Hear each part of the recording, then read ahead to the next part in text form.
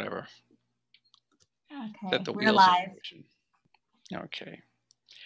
Well, it's 6:59, so I'm going to give us a. Why don't you take a minute before we officially start, Caitlin, to take a look over in the attendees, see if we have evidence of Mark.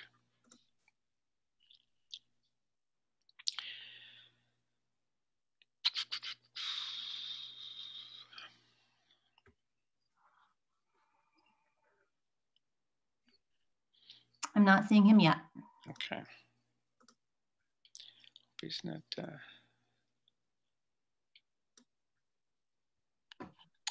Okay.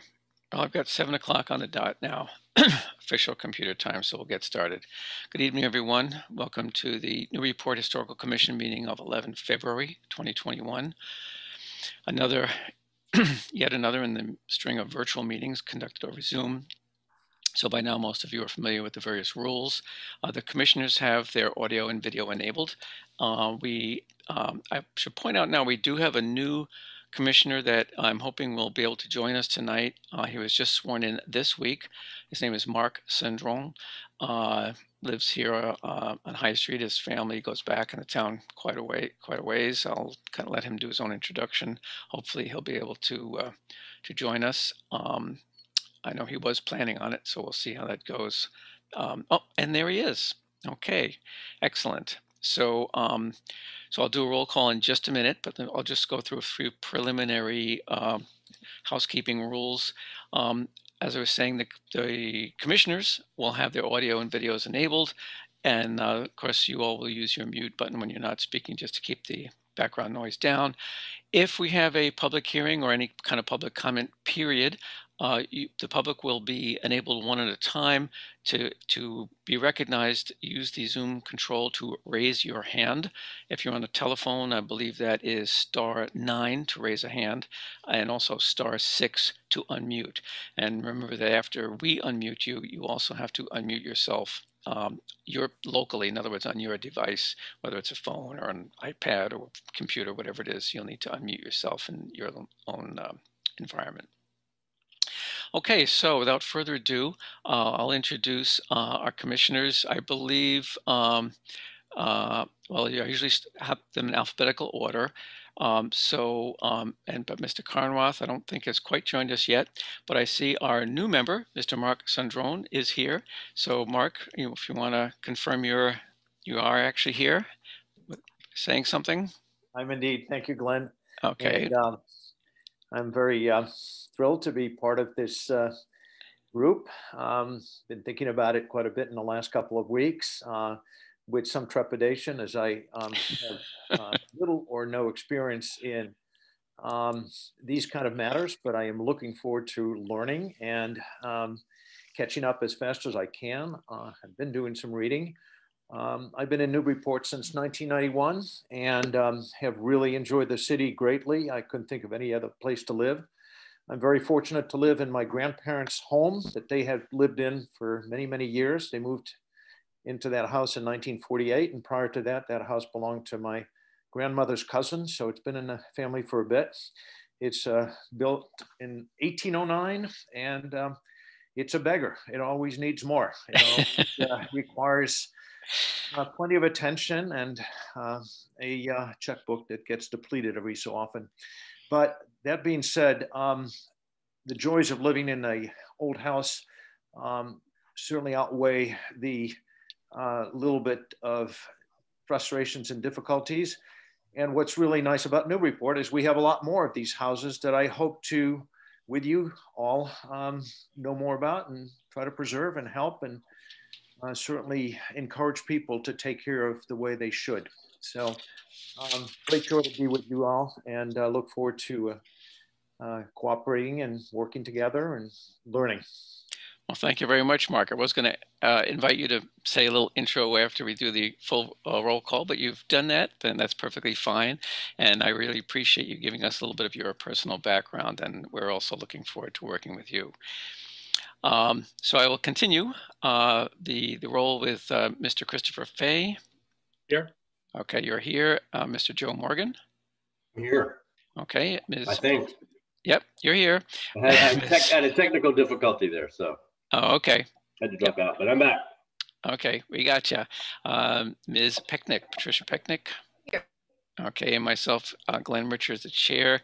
And I think Malcolm Carnwath is a member, but he's not here right now. And Mr. Peter McNamee is also a member who is absent tonight, I think due to, well, personal health reasons, but we expect him back in the near future. So let's see, so that means we have, right now we have 1, 2, 3, 4, 5 members. So we do have a legal quorum, which is 4, and we may continue with a legal meeting. Caitlin Sullivan is also on the call hosting the Zoom meeting, and Gretchen Joy, our minute taker. Okay, so I went through the other preliminaries about raising hands and Zooming and all that. So we can move right on to tonight's business. We do not have any applications for either demolition delay or advisory opinions to either the planning board or ZBA. So but we do have some general business. We have a couple of community preservation fund applications. One from the Newburyport Preservation Trust, another one from the Newburyport Maritime Society, Inc.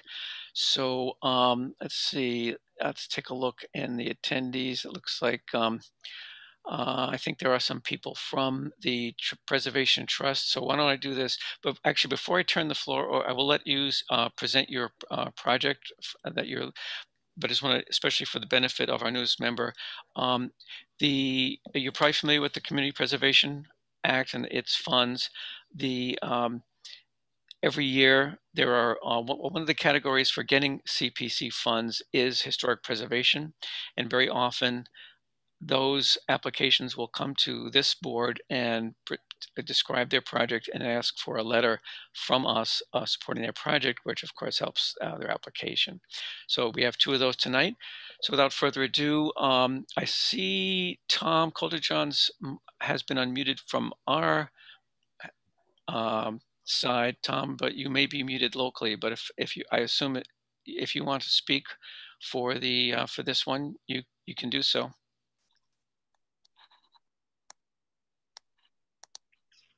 Tom, you there?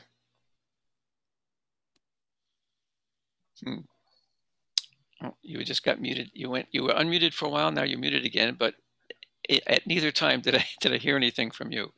We'll give you just another few seconds. Maybe you're having a technical glitch. I don't know. Is there anyone else? If there's anyone else on in that attendee or participant list that can speak to this application, you can raise a hand. Okay, I see Stephanie Nikitis. You've been unmuted on our side. Do you want to speak? We can't hear you. Pressed, I could. I know that Tom had actually prepared very well for this, but if he can't sign in, I'm very happy to talk about this application. And maybe Andrea Eigerman present. Well, all three of you are unmuted on our end. So whoever can, I see Tom just unmuted himself locally. So, Tom, do you want to give it another try? See if we can hear you.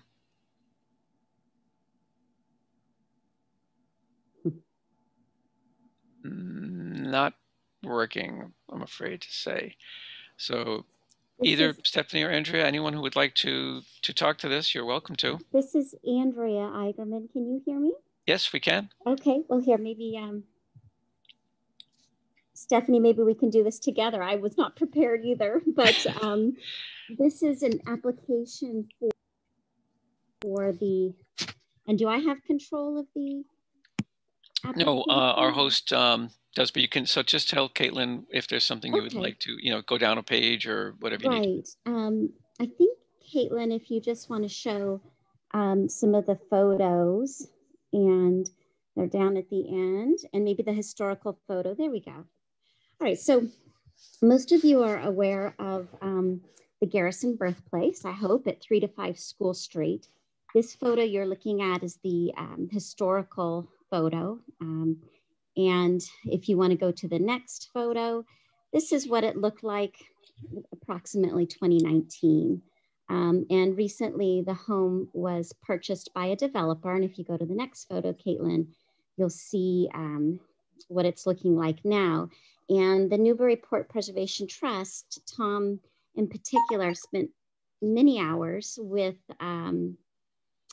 the architect talking about, and it's too bad Tom can't speak because he could really give you the details, trying to preserve it in a sense that would return it to what it was like, more what it looked like in that historical photo. So he took special care with the center chimney and with the windows.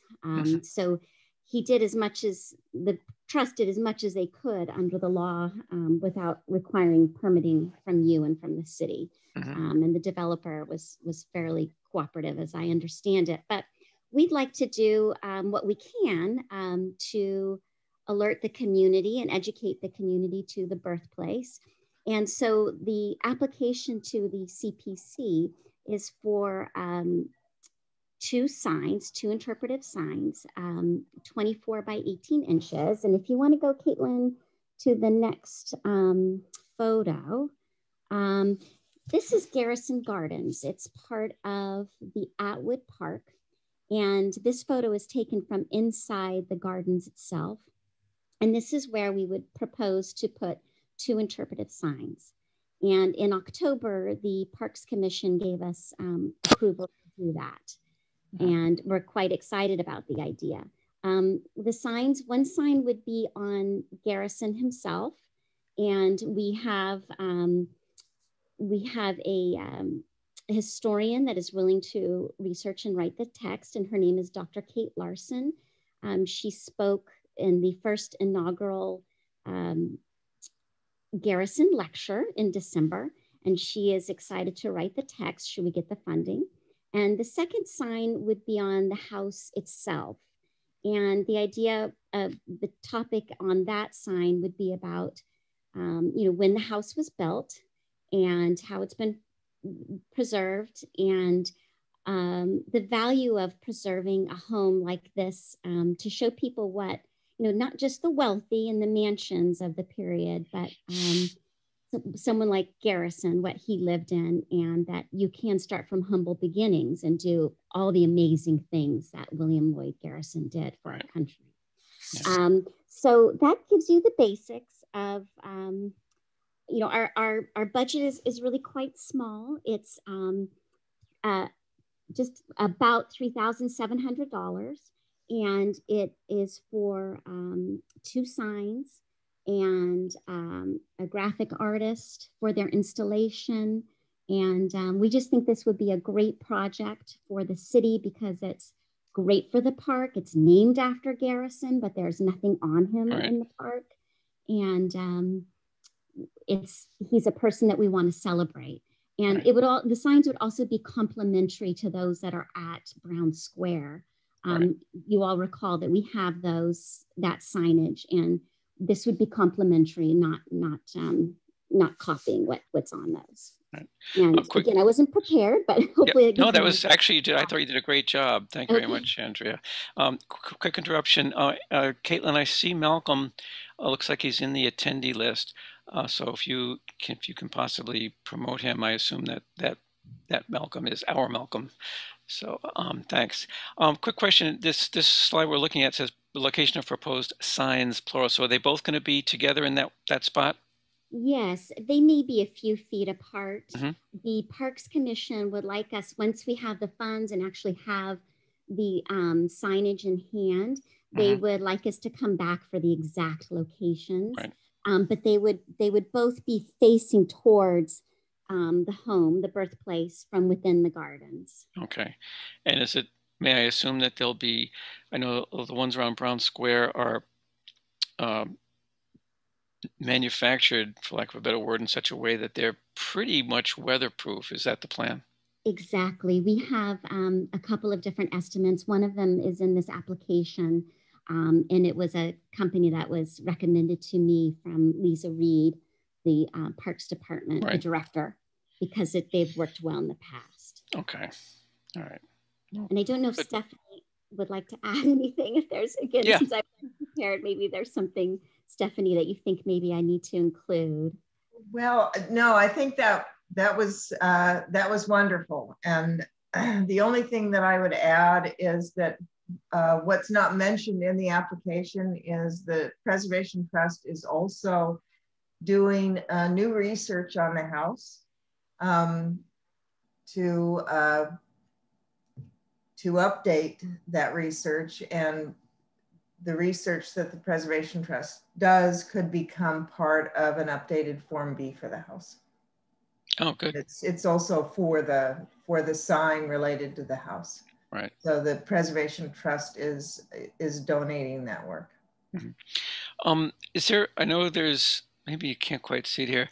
Is there going to be a? I know there's a plaque on the side of the house. This view we're looking at right here, it would be the left side there. Is there also one on the front? Yes, there are two signs, and one is on the front left, and they're not on in this picture. They're both back on the house now. One, Stephanie, help me remember. One of them is from a journalism society, and the other is from. Do you recall? It's the City Improvement Society. Okay. Mark Sandron is probably pretty familiar with.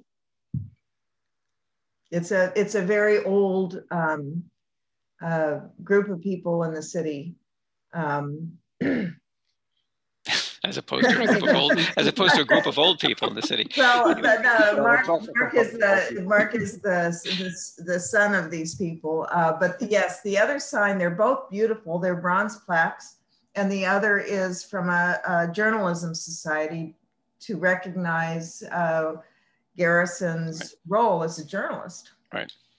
Okay. Well, did you want to make any comment? And also, I usually at this point turn it over to my colleagues here. Anyone have a question for the applicant or the speaker? I see a hand up.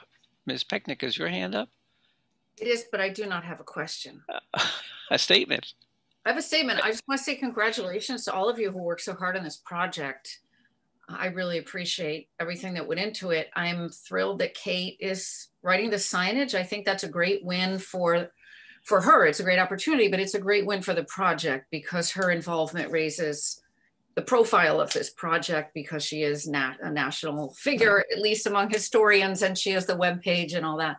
Right. And I appreciate the specific objective of educating people about Garrison and also the focus on why small historical homes can be equally as worthy of preservation or even more worthy of preservation than grander homes. And I love that the signs will be there also because although I was happy to see the bronze plaques, reinstalled on the house, they were always on that second floor. Right. And if you didn't know what you were looking for, then you didn't see them. So I'm really excited. And I just want to thank everyone who was involved with this project. All right, thank you, Patricia. Anyone else have anything they'd like to say or question? No, it's a great idea. Thank you. That sounded like Mr. Fay. Malcolm, we brought you into the panelist list. There was someone in the attendee list called Malcolm.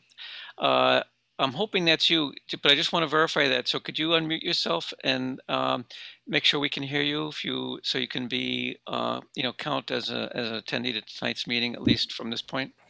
Sure. Can you hear me now? We can hear you. Great. So welcome back, Malcolm. Thank you for attending. Thanks.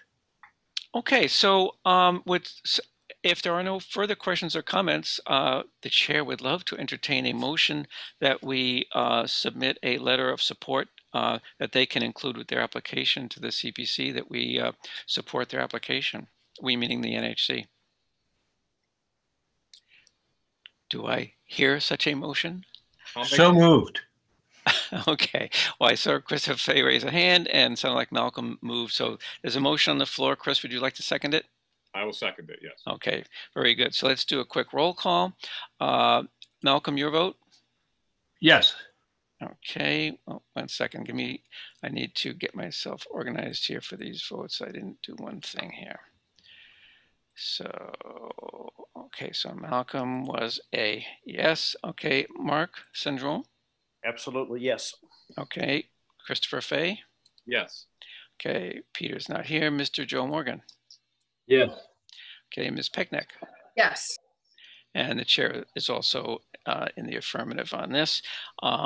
Yeah, we do support your application, and I'll just make one quick comment about that house. In 1981, early spring, me and my sweetheart, not yet my wife, were looking to buy a house, and we looked at that house. It was on the market, and it was a wreck.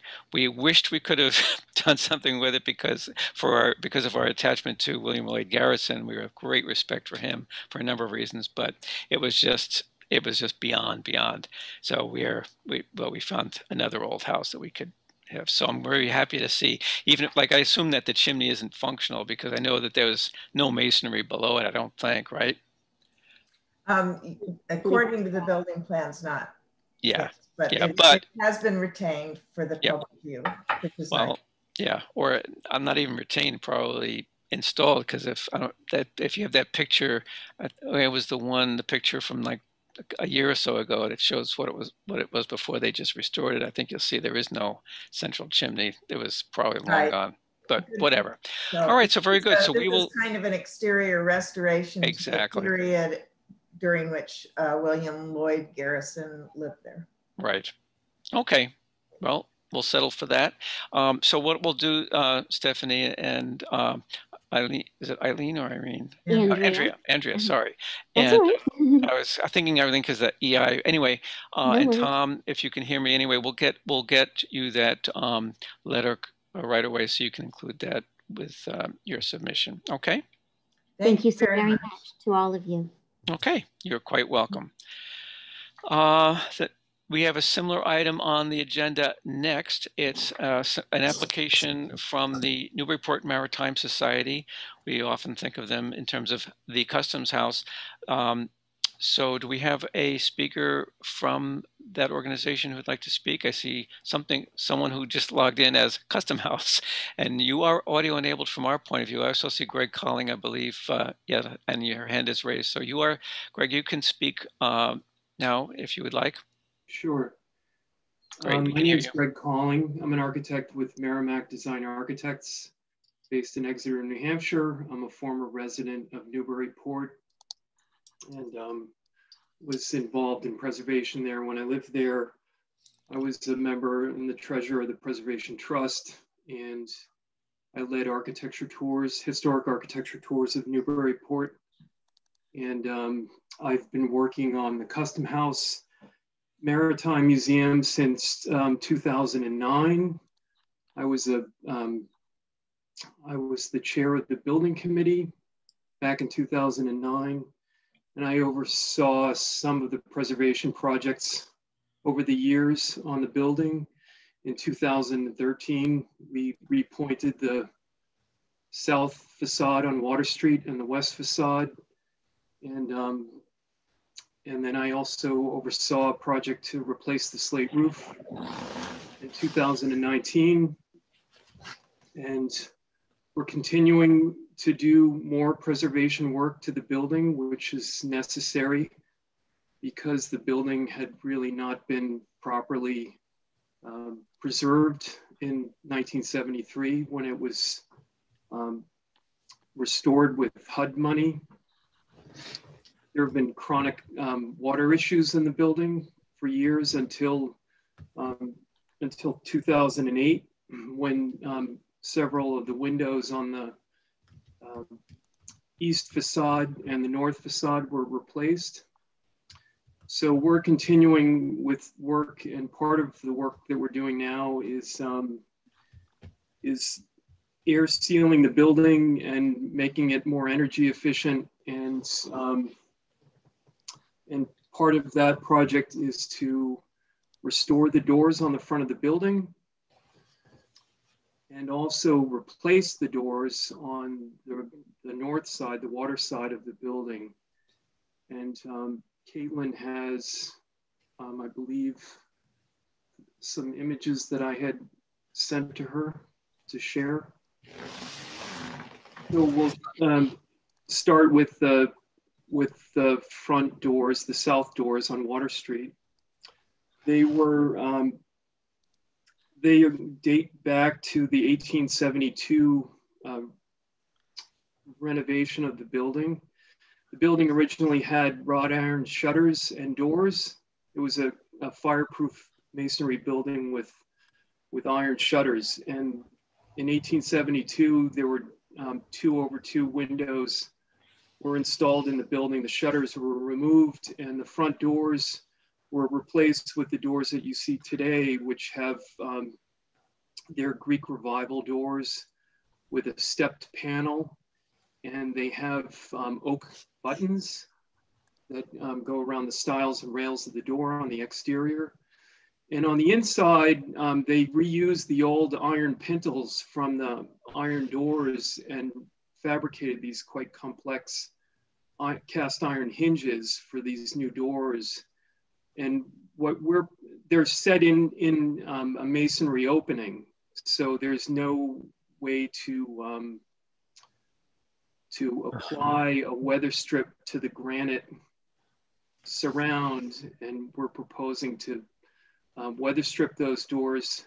We have a company called KSD. They're a door company based in Boscawen, New Hampshire, and they restore doors on historic buildings, and they also fabricate new doors. They've restored some of the doors at the Harvard University campus. So if you could just jump to the next image. So in addition to weather stripping, weather sealing the doors, we're also proposing to replace the hardware. The 1973 renovation, they ran out of money, and they had a more ambitious plan for those front doors, which included a traditional cast iron rim lock. They ended up putting a residential apartment lock on the door, and they also used a salvaged closer, which is just kind of blows my mind. They're 9-foot high doors, and there's no way that a closer is going to operate properly with a 9-foot high door of the weight of those doors. So over the years, the doors have gotten wear and tear. They were repainted, I believe, in 2003. They were stripped and repainted, and they used Abitron epoxy to restore them. And there's an abandoned thumb latch on the door that we'd like to replace. And there is a utilitarian pull on the inside that I don't believe is original to the door that we'd like to replace. And this new lock will make the building more secure. Right now, when the museum is open, they have to leave that door ajar because there's no way to secure it. So the new hardware will help air seal the building and secure the building. And it will also make it safer, and it will also be more accessible because we'll be installing a lever on the inside, which will be easier to operate. So that's the south doors. If you could go to the next, well, there are a couple more things I'll mention here. That's the photo from 2003 before they restored the doors. Then, and you can see on the right, there used to be a door knocker that was mounted on the panel, which I don't believe was original to the doors either. And we're proposing, in addition to the cast iron rim lock, which will be mounted on the interior side of the door, there'll be a ring pull that's on a spindle on the outside that you can turn and operate the lock from the outside.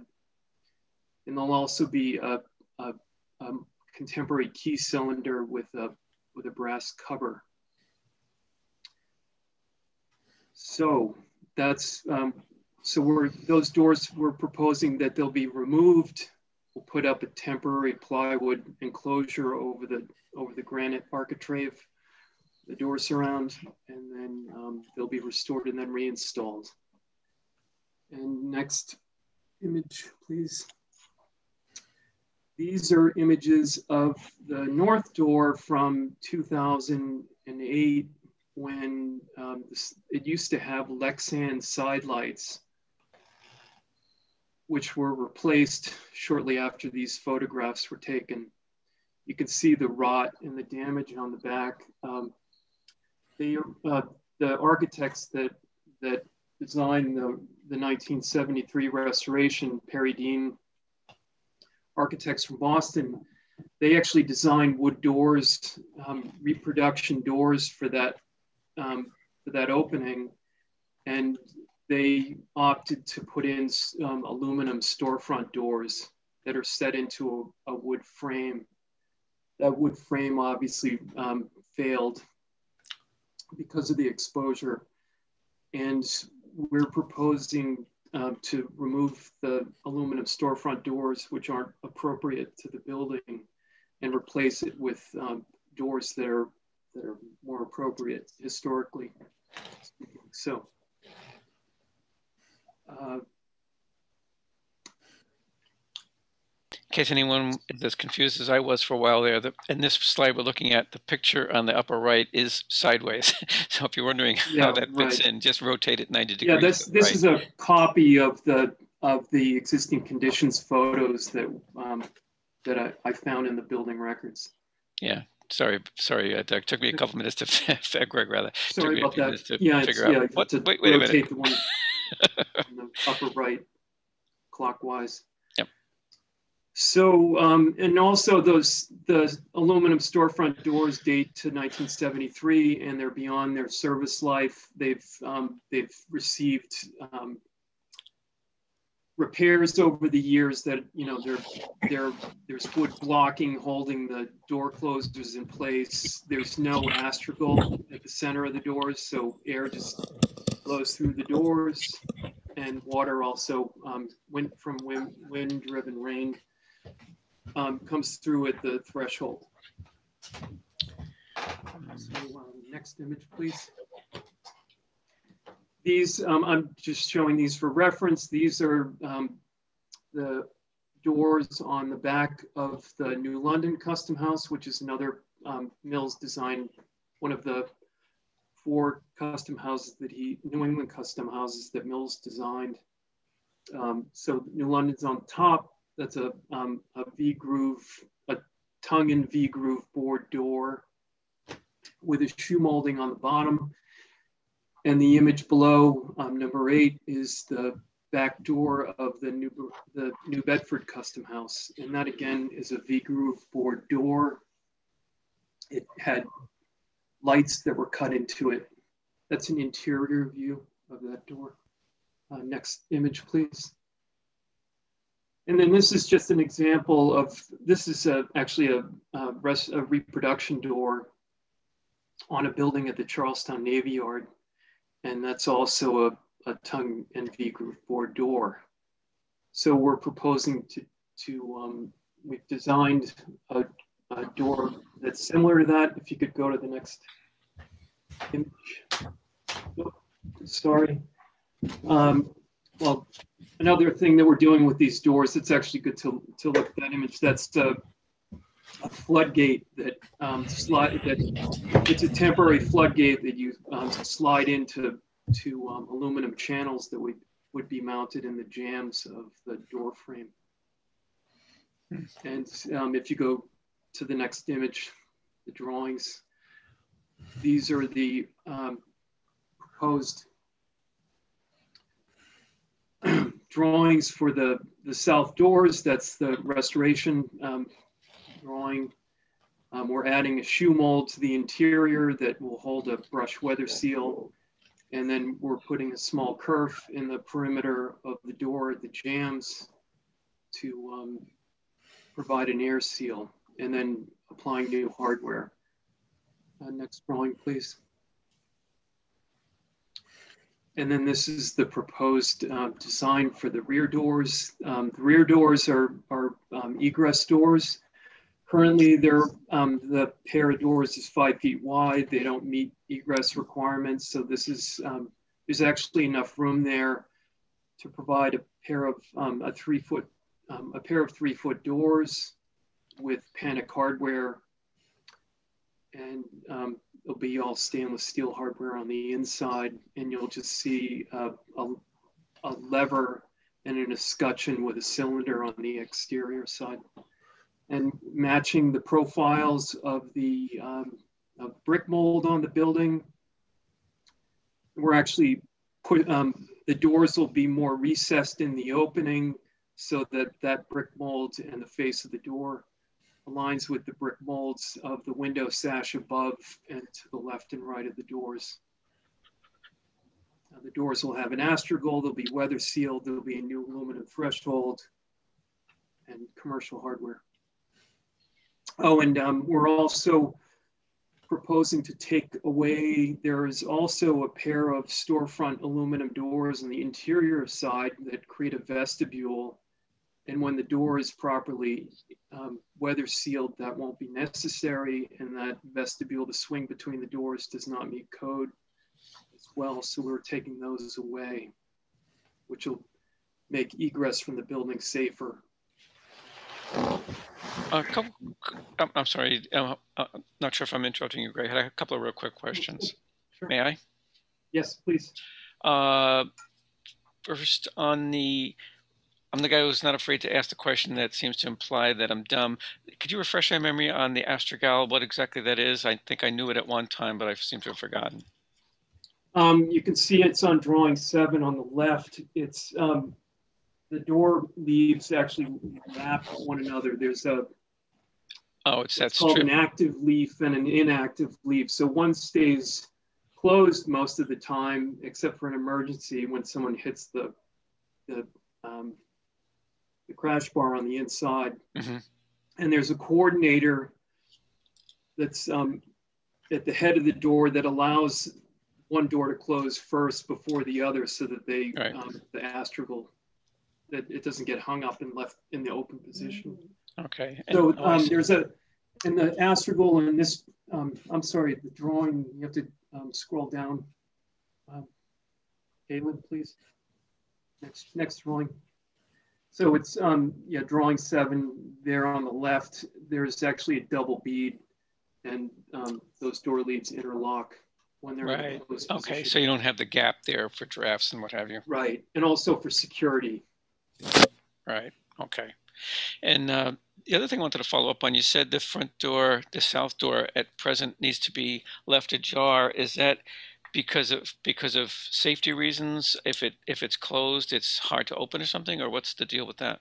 Well, when a visitor arrives, you can't open the door. You can't leave the door in the locked position from the inside, because then no one can open the door. They think the museum's closed. Huh. So they leave the door ajar. There's only a pole on the outside. So there's no way to for the museum staff to secure the door and while the museum's open. I see, but okay, but I think if I understood your description of the new south door or the proposed south door, that would fix that problem, because you'd have that swinging pull you showed, right? Yeah, instead of a knob that you turn, there's a ring pull that you turn. Right. Okay, let me turn to my. Well, were you done? I'm sorry. Were you done, Greg? Did you want to say anything more? Yeah, I think that's more or less everything. Okay, and I see Mr. Muir, who's also with the Custom House. Did either of the other folks with the museum want to make any comments before I ask my colleagues if they have any questions or anything?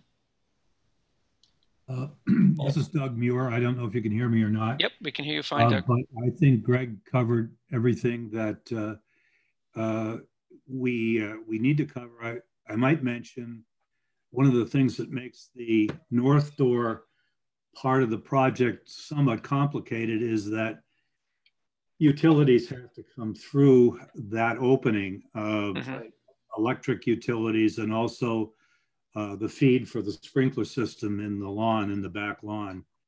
So that's one of the complexities, and I think we've with Greg's help, I think we've got that figured out. At least I hope so. All right, thank you. Thank you, Mr. Muir. I see a hand up, one of my colleagues, Patricia Pecknick. Did you have a question or comment, Patricia? I have a comment because my question has been answered. I was going to ask whether they were working from evidence about what the original doors look like. So I'm very impressed with, you know, looking at the New London, that tongue and groove board door, the other Mills Design custom house, and the Bedford custom house. And I think it's thrilling that this north basement door will be replaced with wood, because the custom house has in the summer many events on the back lawn. And boy, have those aluminum doors been bothering me. You know, ever since I set foot on the custom house, it's going to be so fantastic to have doors that are more historically appropriate. So well, there have been 3 previous attempts to design doors for this building, which none of them have come to fruition. The original design by Perry Dean had paneled doors that were sort of mimicked the front doors, which I don't think was appropriate for the back doors of the building. But yeah, and then David Webb, the builder who worked on the window replacement on the building, had some designs that he had worked on with Bill Finch, who's a preservation consultant, for the back door, and they had several different options for panel configurations. But I think just to simply have a tongue and groove V-groove board door is the appropriate approach here. And I do think that with the activities that have been expanding at the custom house and the events that they hold in the back lawn, I think this is much more appropriate treatment for the rear door than what they have. Yeah, bravo. Yeah. I have a somewhat selfish question. Can I ask what species of wood you plan to use for that rear door? Probably Honduran or Sapelli mahogany. Okay. Yeah, I suspect that. I have experience with board and batten doors with contemporary pine, and it doesn't last very long. No pine. Yeah. Yep. Okay. Yeah, actually, I never use pine on exteriors on buildings, particularly now, because there's no pine is fast growing. Oh, I know. It's useless. I guess I'll just say that I did buy some mahogany decking boards that I plan to try to make a board and batten door out of. So we'll see how I do. Okay. Any other questions or comments from my fellow board members? Don't see hands. Not seeing any frantic waving or anything. Would someone care to make a motion that we draft a letter that we can give to these applicants to support their application to the CPC?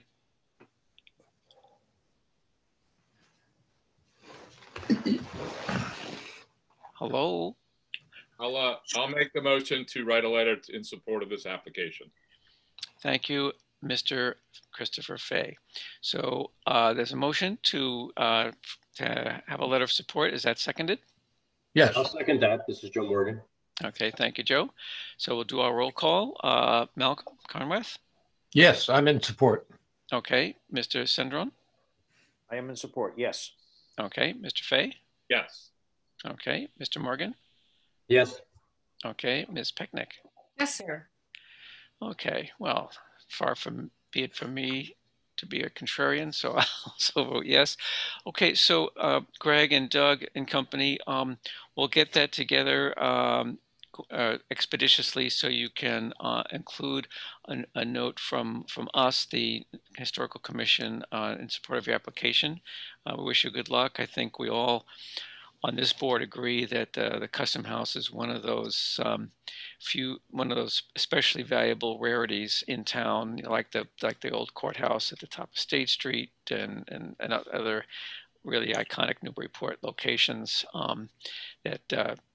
And you've got a twin problem. You've got the structure that you want to preserve it as just a historic structure, but you also have a collection of artifacts inside that you also need to protect. I know you didn't mention that tonight, but I know from previous discussions that it raises a lot of concerns about air quality control, humidity control, and so on and so forth. So I know we certainly appreciate the efforts that your organization is doing to try to preserve both the structure and the artifacts therein. So thank you. Thank you. Okay, so the other things, there are just a few other update-y types of things. Now, on the Fowles sign and storefront, I think Patricia is going to have a few words to say about this. So, but I'll just introduce the topic by saying that we heard, I forget now exactly how we heard, but the I guess New England Development owns the property, but they have a new tenant for for what we all think of as Fowles. Well, just Fowles. People just call it Fowles. It used to be, many of us can remember when it was an actual news vendor. They had got every magazine under the sun in there, and on the other side was the kind of a very old timey soda fountain. Was kind of a cool place to go into. And there is their iconic sign. So Patricia, I know you put this presentation together, so why don't I turn the floor over to you and you can talk to us about it. Okay, thank you. This is actually a long overdue discussion that I've meant to have for the whole time I've been on the commission. I'm really happy that we're going to have a new occupant in this space. It's been really, the last time anything happened there was when that horrible Christmas movie, A Ring for Christmas, was filmed. And that was, they used the storefront there. But it's been really sad to see the space unoccupied. I think part of the value of 17 State Street is not just the centrality of the location, but the big display windows, and of course the two signs, especially the neon sign, which is such a magnet and focal point for everyone walking around downtown. So I wanted to ask you guys to help me solve a couple mysteries today having to do with the sign. I will say, Stephen Fowle moved into this space. He was a seller of newspapers and candy and chocolate, cigars, moved into this location in 1865. Before that, he was at different locations. He kind of started in Market Square and moved up, storefront to storefront. He had started in 1852, just selling newspapers out of a shack near the railroad station. And he would get the papers that came in from the train and then sell them. And he finally landed in this space.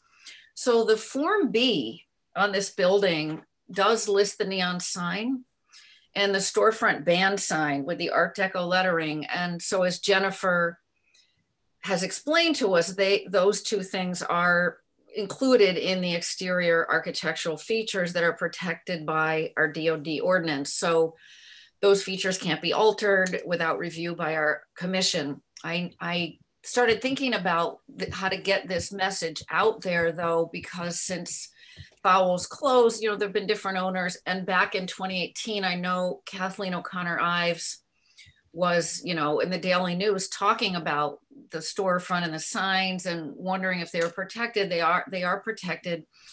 But I want you to help me figure something out. Caitlin, can you show the next slide? Okay, so on the Form B, here's what it says. It says a hanging metal sign with neon letters is mounted between the first and second bays on the second floor.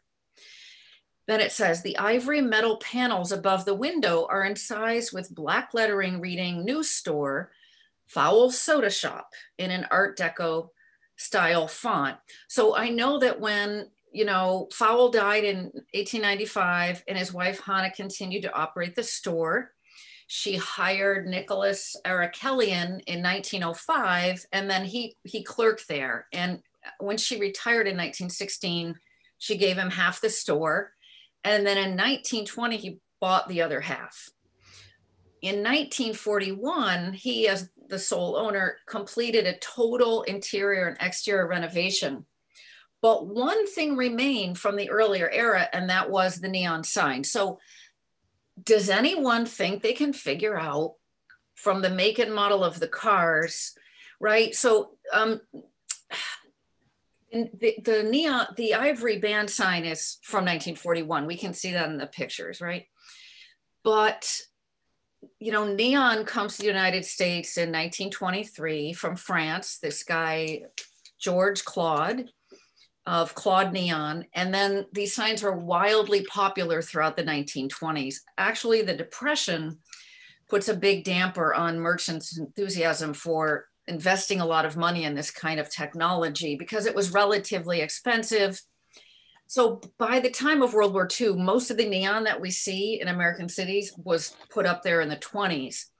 We know there were several neon sign makers in Newburyport in the 30s. the police department was bragging in the newspaper about their fancy new neon sign in the late 30s. But I'd love to figure out what year this photo is to kind of narrow it down, right? Neon didn't arrive in the country until 1923, but the sign was there before 1941. So I don't know about cars. I don't know my makes and models of cars. And of course, the way they made cars back then, they sure lasted a long time. So it does, even if you know what year the cars are from, it doesn't help, doesn't, fix the date, but I might be able to do some research to figure out like where Thurlow's is and other stores. Does anyone have any idea, or does anyone know? Can you point me in a direction to figure out? Well, I'm not a car expert. I know somebody who kind of is, but the cars look vintage 1930s. Doesn't mean that Okay. it could be that they're 1930s, but it's pictures from 1940 because they're kind of in that era. That's, they're bigger. I don't know what makes. My father-in-law is kind of a bit of a car buff, so I could always, if you send me the photographs, I will. I could always run it by him because sometimes he's like, yeah, that's a 1933 Dusseldorf. They only made Okay, cool. not real well that way. Okay, I love it. I He's love it. more of like a 50s and 60s guys, but you never know. Okay, cool. It makes me miss the old car show on State Street. Yeah. Caitlin, can you show the next picture, please? Oh yeah, so here's the thing that really has been bothering me a lot. It's been bothering me that that when Fowles closed in January 1912, sometime thereafter, the Boston and New York papers, part of the sign disappeared. Mm-hmm. I know from the Daily News articles, front page stories with photos, that part of the sign was still there in January 2012. I know when it became 17 State Street and then Moulton, I remember Kathy Moulton had talked about, she discussed the sign and was talking about painting it or preserving it or doing, using Art Deco lettering on the glass window of the restaurant to kind of match the metal sign up there. But when the restaurant closed in April 2018, there was another front page photo on the Daily News showing the sign without that piece. So I would kind of like, Glenn, I would like the chair. I would like you, she lives up in Kingston, New Hampshire. I wonder if you could reach out to her and just ask, or maybe the Superfine guys, the little piece could have been put inside. The Superfine guys gutted the interior. Like, the reason it's important is because Stephen Fowle started with a newspaper business, and it sort of connects that whole history to that location. I wish I knew where that part of the sign went. And then can you show us the next slide? By the way, Patricia, I think in that picture from the forward, so that first picture we looked at is slide number 2, Caitlin. Are you trying to date that photo? I'm trying to date the photo. I know from another photo later on that the sign was there by 1941. And it looks like the Boston and New York papers is there too on this. Right. It's an original part of the original neon sign that was put up in the 30s. That's why I'm saying it got dismantled, but like I wish someone, after they dismantled it, they would have done something with it so that we could, I hope it's not like in a man cave somewhere. Can you show us the slide? Can I just interject? This probably doesn't. So 1941, but the cars are, for us, the cars are going the wrong direction. Right. So I noticed that too, Chris. I don't know when State Street became one way going up. In the 30s, right? Wasn't it in the 30s? I think it was later. No, it was much. Could be later. It could be post. It is? It was in the 70s. Oh, in the 70s. Okay, thank you, Mark. Okay. Okay, so, oh yeah, that's just, 1912, 1913, talking about the location. And then slide 5, just so we just see a few different, there was more neon than that. This is the last one left. And 6, I think we can see the snowy. Oh, sign's in nice shape in this one. Yeah, I mean, so is the ivory metal there. And then 7, this is a newspaper article that shows when Fowles was going to be completely renovated inside and out because Nicholas Arakelian said, okay, we're putting in the latest soda fountain, the most beautiful stools, and this beautiful light wood, which then got, you know, ripped out. If you look at slide 8, Caitlin, okay, look at this. So this is a sign after it's 1941, right? When the renovation is beginning. And the headline says, as Fowles news agency used to appear. So you can see how the very front, like on the top, it was that ivory thing was black with probably gold lettering, but you can see the neon above it. So that's how you know the sign was there. In other words, the ivory Art Deco thing is 1941. But we know the sign is there before that because this is the before the renovation picture. Yeah, and I think the ivory, that band, it also explains why the neon sign is over on the left, displaced between those first two bays, because as the caption says, it was just before he took over the vacant store just above it on State Street. So in other words, to the right. So he expanded over to the right, which kind of explains that odd layout it had, whereas like one half of it was almost a different kind of store than the left half. Anyway, so yeah, interesting. And then what's the next slide is not maybe 9. Yeah, and so then this is when the renovation's done, showing the beautiful new Art Deco lettering in the front, and there might be a couple more images of, and then modern as tomorrow. yeah.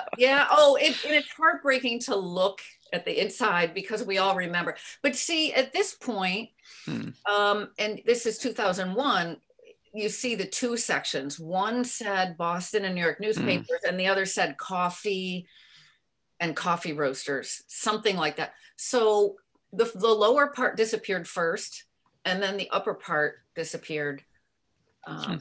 Okay, and then I think there's 1 or 2 more things that I wanted to show you guys. Right. Fowls look to be preserved.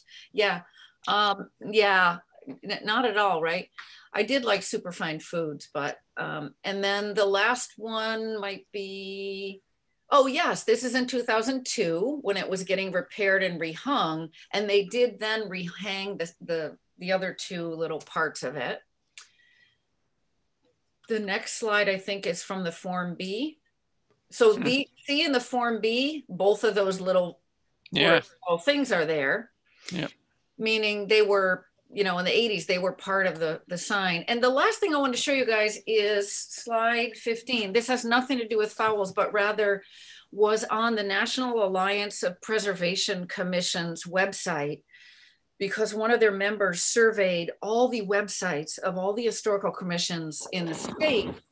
And Newburyport has a high level of information and a very good write-up. So I just want to say, whoever does the website, like, shout out, because a lot of them say low or medium amount of information. So our website is doing well out there. So that's my presentation on the sign and just anything, the storefront, the display windows, the band sign, the neon sign, all of that is protected by our ordinances, and alterations would need to come through the commission. And I wish we could know what happened to the other parts of the sign. And I wonder if they're still in the interior, if the new owner happens upon them, if she might let us know that they're there. I'm not saying they need to be rehung, but maybe they do. Or at least preserved at the very least. They might want to. Certainly they shouldn't be. We can sell them on the coolness factor. I mean, I'm willing, I'd say cash reward, you know, me personally, I would kick in a cash reward for the other parts of the sign.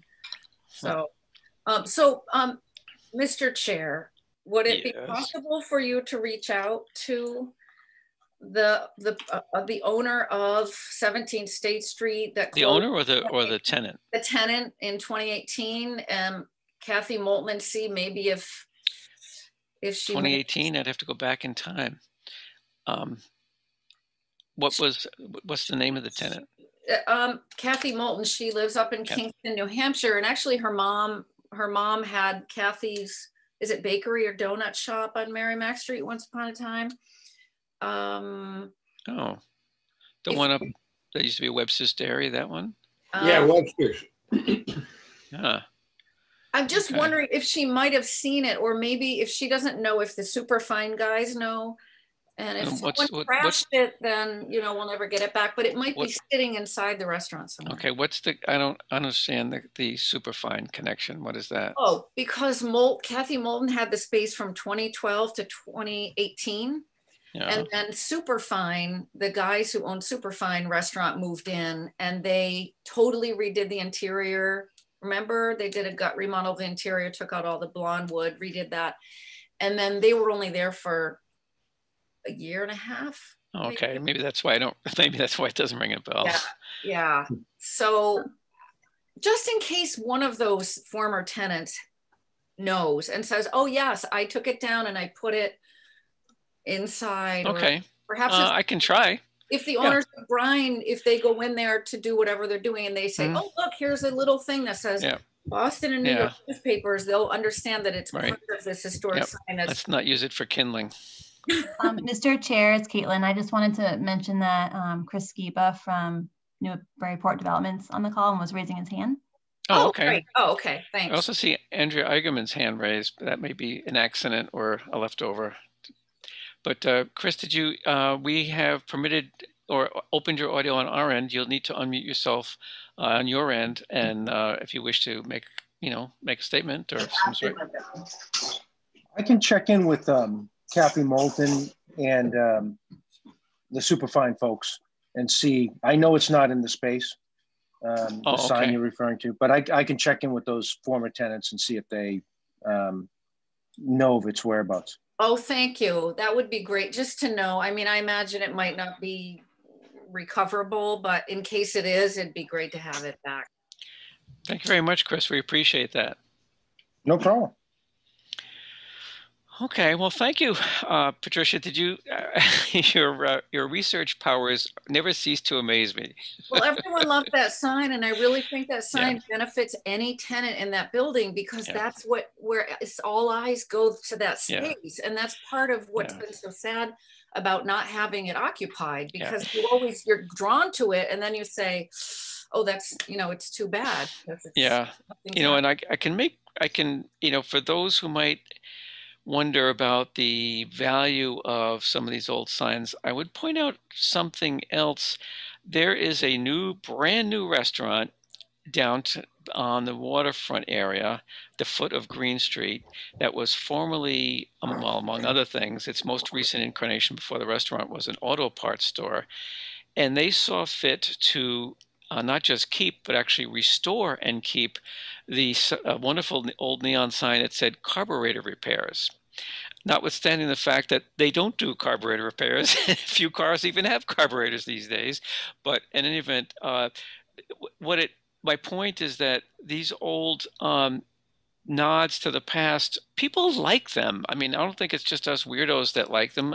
People in general find them, it's just a nice reminder that, we're not the first ones to set foot on this planet, and things have come before us, things will come after us. And it's nice to see these little artifacts from our past, and how, you look at a sign like this or the carburetor one, and you see how, people devoted a considerable energy to designing these things and making them to a certain standard and so on. It's not just like that, like the Art Deco band sign. It's they obviously had a certain amount of pride they took in doing something that they thought was going to say, hey, look at us, we're new and modern, we're right up there with the times, and etc.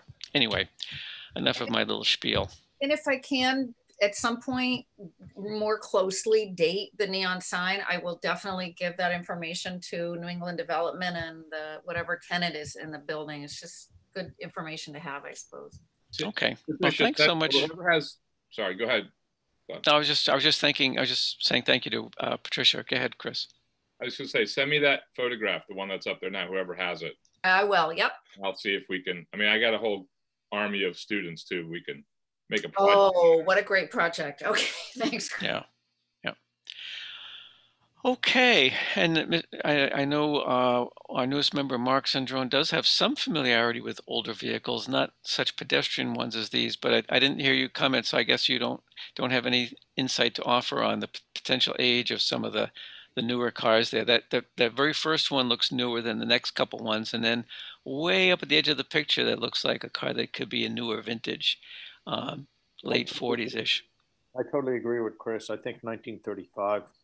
Really? Even that car right up front, that's that old? 35, 40, yeah. Yeah. Yeah. Oh yeah, 40 I can believe, even earlier than 40, but yeah, then okay. At any rate, well, thanks again, Patricia. I want to move to the rest of the agenda. There's an update. You might recall at our last meeting, there was an item on the agenda to talk about building code as it relates to historic structures, and we put it off to the next meeting so Andy Port could attend. Of course, he had another conflict tonight, but we did discuss it, Patricia, myself, Caitlin, and others. So there's nothing really to do for us, but I did want you all to know the context of this was sometimes an applicant will come to us and they'll say, oh, I have to I have to do XYZ because my old house doesn't meet current building codes. Well, it turns out that in their ultimate wisdom, our legislatures apparently understood that, well, a house built in 1800 isn't going to meet the code that was printed in 1964. So they understand that, and there's a considerable amount of latitude. First of all, there's kind of the concept of being grandfathered in. And the bottom line is that if you're putting on an addition, a whole new addition, then yeah, that new construction would need to comply with current codes. If your house burned down or half of it burned down and you have to rebuild that, you would probably have to rebuild that to the current codes. That's a little bit of a gray area there, but the building inspector or commissioner has a considerable amount of latitude. So for example, let's say you're doing some interior work and your interior stair is narrower than the current standard, or the pitch doesn't meet current code or whatever. You don't have to update it unless it's really so bad that the commissioner judges it to be a safety hazard. And I have actually seen some stairs that might qualify for that because they're extremely narrow and steep and short treads and all that. But so I just wanted everyone to be aware of that. So it's a kind of a heads up that it ain't necessarily so that that an old house needs to all be brought up to code for maybe some relatively minor projects. So I just wanted you all to be aware of that. If it should come up again, we can always in future meetings we'll have Andy here, or we can certainly look into that. But just an FYI. Okay. Any question on that? It's not too controversial. I think we're close to getting near the end here. Have you had a chance, hopefully, to review the draft minutes from the 28th? That was a rather longer meeting. Is there a motion to, any comment on the drafts, or I'll also willing to hear a motion to approve them? No comments. No comments? No comment from me. Okay, would someone care to move that they be approved? I'll move that they be approved. Thank you, Mr. Fay. A second? I'll second that. This is Joe. Thank you, Joe. Morgan. Okay, Malcolm Carnwath, your vote on that? Yes. Okay, Mr. Fay? Yes. Okay, Mr. McNamee is out. Mr. Morgan? Yes. Okay, Ms. Pecknick? Yes. Mr. Cendron? Yes. Okay, thank you. And myself, I'll approve, and we're with that the correction we noted earlier about the minor point about who pointed out the egregious error that I had made in my draft report. One second here. So on that note, is anyone have anything they would like to say or ask or anything before we adjourn the meeting? I would like to say, as well as welcome to our new member of the commission. We're really excited to have you here. And also, Joe, I think it's been a year, hasn't it? Are you coming up on a year with our commission? No, actually, thank you for asking. It feels kind of like a year, but you know, I don't think I actually attended my first meeting until April. Really? Even though you and Glenn and we met right in person at the commune, which this no longer, right? Right. Yeah. And we talked about windows. Remember all the fun conversations in person about downtown windows. That's why to me it feels like a year, because we were leading up to the Vera window thing. Oh, yeah, definitely. But the bureaucracy took a little while to move, because everyone was adapting to the new pandemic world. Yes. But anyway, I was just going to say I really appreciated working with you, and it's made a big difference. Likewise, I've really enjoyed it, and I look forward to my second year. Right. Yeah, great. Yeah, fantastic. Okay, and before we officially adjourn and Caitlin ends the meeting, Mark, I have a gift for you. This book, Motors book of Grand Prix cars of 1960, with these lovely art, drawings here and so forth. One of them is missing. Unfortunately, the Ferrari is missing, so I really can't sell it or anything. But it's kind of a really neat little glimpse in the past. It's got the Cooper Climax, the British Racing Motors, and the Cooper Lotus. Excuse me, Lotus Climax. Anyway, so you might have fun looking over that. And if we did have a chance to meet like the others we were just talking about with Joe in person, I would have. But anyway, it's put aside for you as a little welcoming present to the commission. Too bad it's not the cars from the 30s, because we would have been helpful to participate. Right. Well, these are Grand Prix cars, so I don't think it still wouldn't have been too helpful. Very thoughtful. Oh, all right. Well, on that happy note, is there a motion to adjourn tonight's meeting? You guys got a I'll make a motion to adjourn the meeting. Thank you, Mr. Cindrone. Is there a second? Second. Thank you, Mr. Fay. Okay, Mr. Carnwath, your vote on this? Yes. An enthusiastic yes, Mr. Fay? Yes. Okay, and Mr. Cindrone? Yes. Okay, Mr. Morgan? Yes. And Ms. Peknick? Yes. And myself as a yes, so we're officially adjourned. So thank you all, panelists and participants and attendees. Thank you for your attention tonight.